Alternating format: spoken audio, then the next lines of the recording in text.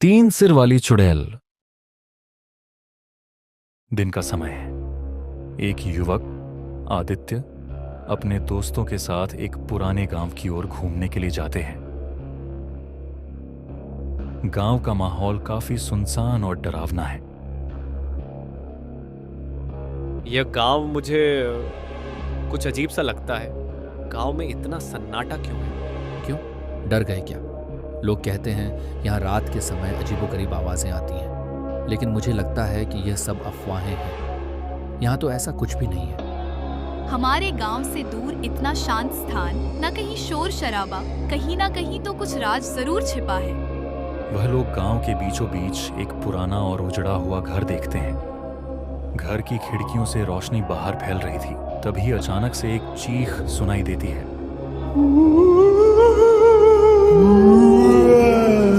आवाज सुनकर तीनों डर जाते हैं। तब आदित्य बोलता है, वो आवाज कैसी थी?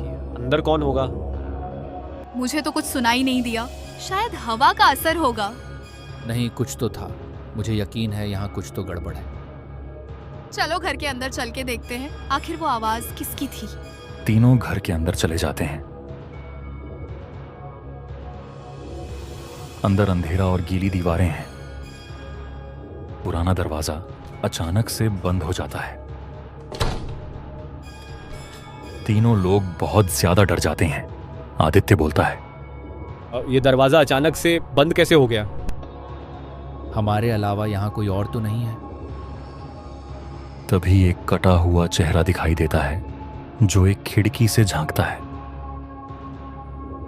आदित्य और उसके दोस्त बाहर निकलने की कोशिश करते हैं, लेकिन घर की दरवाजे और खिड़कियां बंद हो जाती हैं। तभी अचानक से एक भयानक आवाज सुनाई देती है।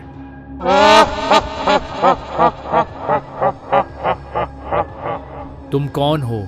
हमें जाने दो, हमें अपने घर जाना है। तभी उनके सामने तीन सिर वाली एक भयानक दिखने वाली चुड़ैल आ जाती है। मैं हूँ तीन मुखी चुड़ैल। अब तुम लोग कहीं नहीं जा सकते, यही रहना पड़ेगा हमेशा के लिए। हा हा हा हा हा हा हा हा हा हा। चुड़ैल को देखकर तीनों बहुत ज्यादा डर जाते हैं। तुम क्या चाहते हो हमसे? हमें जाने दो। हमने क्या बिगाड़ा है तुम्हारा? ऐसे कैसे जाने दूं? अब तुम इस जगह से कभी बाहर नहीं निकल पाओगे। हा हा हा हा हा हा हा हा हा। कुछ बिगाड़ा तो नहीं तुमने, पर यहाँ आकर तुम लोगों ने गलती कर दी। अब मैं तुम लोगों को मार डालूंगा।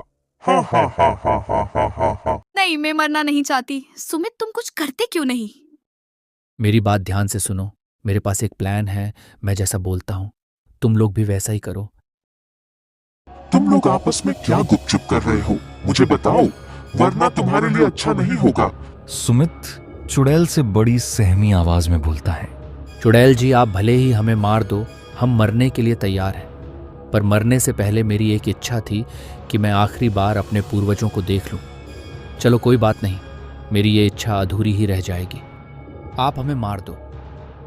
सुमित की मासूमियत देखकर चुड़ैल बोलती है, अच्छा ऐसी बात है क्या? चलो मैं तुम्हारी आखिरी इच्छा पूरा कर देता हूँ। जाओ और अपने पूर्वजों से जल्दी मिलके आओ। मैं तुम्हारा इंतजार करूंगा। जल्दी से जाओ और जल्दी से लौट कर आना, फिर तुम लोगों को खाऊंगा। तीनों जल्दी से घर के बाहर भागते हैं। बाहर आके तीनों चैन की सांस लेते हैं। जान बची सो लाखों पाए, लौट के बुद्धू घर को आए। चलो अब जल्दी इस गांव से बहुत दूर चलो, ये गांव तो भूतों का घर है। तीनों वहां से चले जाते हैं और कभी लौट कर नहीं आते। छोड़ूंगी नहीं, मुझे उल्लू बना के चले गए। चुड़ैल उनका रास्ता देखते ही रह जाती है, पर वे लोग लौट के नहीं आते।